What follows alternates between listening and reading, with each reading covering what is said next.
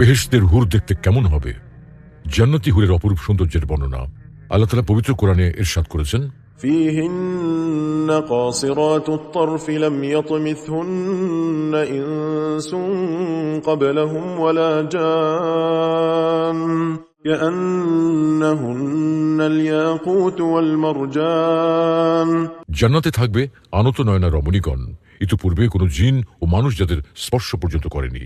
তারা যেন প্রবাল অথবা পদ্মরাগ সদৃশ। প্রিয় দর্শক, আজকে আমরা জান্নাতি হুরদের অপরূপ সৌন্দর্যের কথা আলোচনা করব ইনশাআল্লাহ। তাহলে চলুন আর দেরি না করে এখনই শুরু করা যাক। হুর মানে কি? যে সমস্ত নারীকে আল্লাহ তাআলা জান্নাতে সৃষ্টি করেছেন তাদেরকে বলা হয় হুর। জান্নাতের রমণীদের আল্লাহ তাআলা জান্নাতি পুরুষদের জন্য উপহার হিসেবে রেখেছেন। আল্লাহ তাআলা তাদেরকে জান্নাতপ্রাপ্ত পুরুষদের সাথে বিয়ে দেবেন, ফলে তারা স্বামী স্ত্রী হিসেবে চিরকালের জন্য জান্নাতে বসবাস করতে থাকবে। মহান আল্লাহ বলেন, كذلك وزوجناهم بحور عين। আর আমি তাদেরকে বড় চোখ বিশিষ্ট হুরদের সাথে বিয়ে দেব। আল কোরআন ও হাদিসে তাদের কিছু গুণাগুণ বর্ণনা করা হয়েছে। অনেক স্থানে তাদেরকে হুরুন আইন বা খায়রাতুন হিসান বলে অভিহিত করা হয়েছে। তবে সবচেয়ে বেশি বলা হয়েছে হুর বা হুরুন আইন। হুর শব্দটি হাওরা এর বহু বচন। এর উৎপত্তি হাওয়ারুন থেকে হয়েছে, যার অর্থ চোখের সাদা অংশের অত্যাধিক সাদা এবং কালো অংশের অত্যাধিক কালো হওয়া। অপরদিকে আইন অর্থ হল আয়তলোচন, প্রশস্ত বা ডাগর চোখ, যেমন হয় হরিণের চোখ। সাধারণত চোখের সাদা অংশ যদি অত্যাধিক সাদা হয়, কালো অংশ অত্যাধিক কালো হয়, এবং ফলে জান্নাতি হুর যেহেতু রূপ ও সৌন্দর্যের দিক দিয়ে যেন চাঁদের মতো উজ্জ্বল ও স্নিগ্ধ হবে, এবং মানুষ যেহেতু তাদের রূপ সৌন্দর্য দেখে অত্যাধিক আশ্চর্য হয়ে যাবে, তাই তাদেরকে হুর বলা হয়। হুরদের সৌন্দর্যের বর্ণনা। জান্নাতের হুররা হবে উঠতি বয়সের যুবতী রমণী। তাদের প্রতিটি অঙ্গ প্রত্যঙ্গে প্রবাহিত থাকবে নবযৌবনের স্বর্গীয় সুধা। তাদের গাল হবে গোলাপের মতো লাল মিশ্রিত সাদা বর্ণের। গলায় পরানো থাকবে মণিমুক্তার অলংকার। তাদের চেহারা হবে চাঁদের মতো স্নিগ্ধ। তারা যখন হাসবে তাদের মুখমণ্ডল থেকে মুক্তার মতো আলো চমক বের হতে থাকবে। জান্নাতবাসী তাদের চেহারায় নিজের চেহারা দেখতে পাবে, যেমন আয়নায় নিজের ছবি দেখতে পাওয়া যায়। জান্নাতের হুরগণ এক জায়গায় সমবেত হয়ে উচ্চ আওয়াজে এমন সুন্দর সুরে গান গাইবে, সৃষ্ট জীব অনুরূপ সুর কখনো শুনতে পায়নি।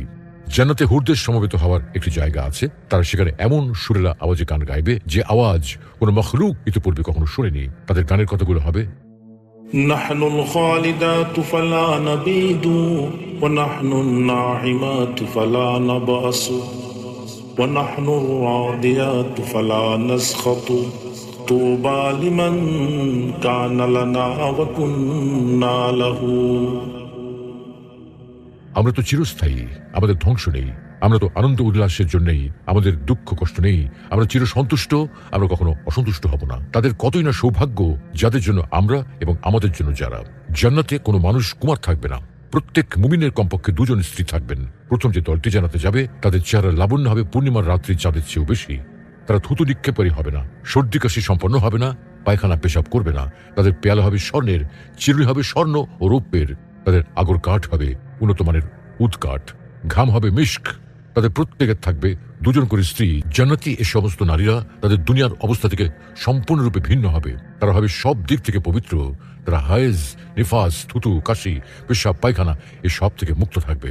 আল্লাহ তাআলা বলেন, ولهم فيها أزواج مطهرة وهم فيها خالدون।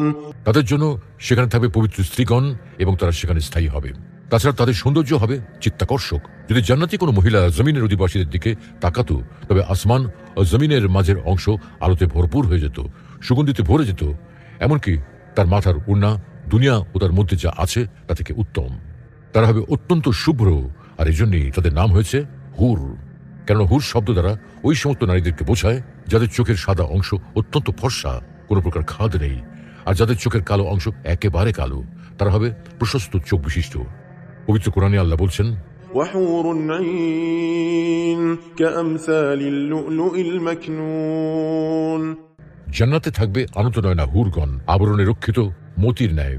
তাদের এই দুটি গুণ আলোচ্য আয়াতেই বর্ণিত হয়েছে। তারা হবে সমবয়স্কা, উদ্ভিন্ন যৌবনা ও সুভাষিনী। আল্লাহ বলেন, إن للمتقين مفازا حدائق وأعنابا وكواعب أترابا। মুত্তাকিদের জন্য আছে সাফল্য, উদ্যান, আঙুর ও সমবয়স্কা উদ্ভিন্ন যৌবনা তরুণী। তারা হবে কুমারী, আর তারা হবে স্বামী সোহাগিনী। পবিত্র কোরআনে আল্লাহ বলেছেন, إنا أنشأناهن إنشاء فجعلناهن أبكارا عربا أترابا ওদেরকে আমরা সৃষ্টি করেছি বিশেষ রূপে, ওদেরকে করেছি কুমারী, সোহাগিনী ও সমবয়স্কা। তাদের দেখতে মনে হবে যেন মণিমুক্তা, সুরক্ষিত মুক্তা সদৃশ্য। তাদের দেখতে মনে হবে যেন পরিষ্কার ডিম, মনে হয় যেন তারা সুরক্ষিত ডিম্ব।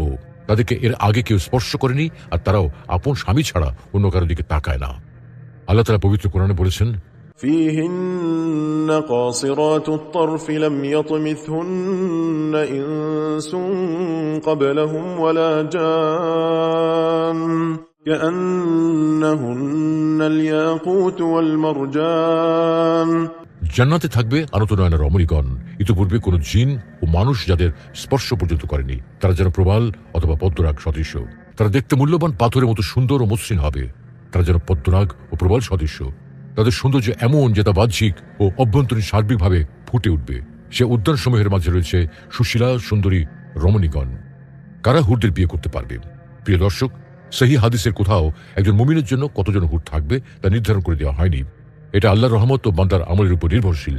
তবে শহীদের ব্যাপারে বর্ণিত হয়েছে যে তাদের জন্য নিজেদের স্ত্রী ছাড়াও 70 হুর থাকবে। তবে কথা হলো, জান্নাতে একজন সৎকর্মশীল পুরুষ স্ত্রী বা হুর যতজনই হোক না কেন, সেই সব হুরদের সাথে কাদের বিয়ে হবে? কারা হবেন হুরদের সৌভাগ্যবান স্বামী? দুনিয়ার ধার্মিক সুন্দরী রমণী পেতে হলে কত কষ্ট করে নিজের চরিত্রের হেফাজত করতে হয়, তাহলে জান্নাতে সেই হুর পেতে হলে কি করতে হবে? হুর কাদের জন্য সৃষ্টি করা হয়েছে আপনি জানেন কি? আল্লাহ তাআলা ওই সব বান্দাদের জন্য হুর সৃষ্টি করেছেন যারা তাদের কামনা বাসনা একমাত্র মহান আল্লাহর সন্তুষ্টি অর্জনের জন্য বিসর্জন দেয়, যারা সঠিক পরিমাণে ওজন করে, যারা ইনসাফ করে, সকল কাজে আল্লাহর পছন্দ অপছন্দকে প্রাধান্য দেয়। অতএব জান্নাতে হুরদের বিয়ে করতে হলে, তাদেরকে স্ত্রী হিসেবে পেতে হলে আমাদেরকেও একমাত্র মহান আল্লাহর সন্তুষ্টি অর্জনের জন্য নিজেদের কামনা বাসনা বিসর্জন দিতে হবে, ইনসাফ প্রতিষ্ঠা করতে হবে, আল্লাহর পছন্দ অপছন্দকে প্রাধান্য দিতে হবে। আল্লাহ রাব্বুল আলামিন আমাদের সকলকে তার নির্দেশিত পথে চলার মাধ্যমে জান্নাত নসিব করুন। জান্নাতি হুরদের সাথে অনন্ত সুখের জীবন যাপন করার তৌফিক দান করুন। আমিন।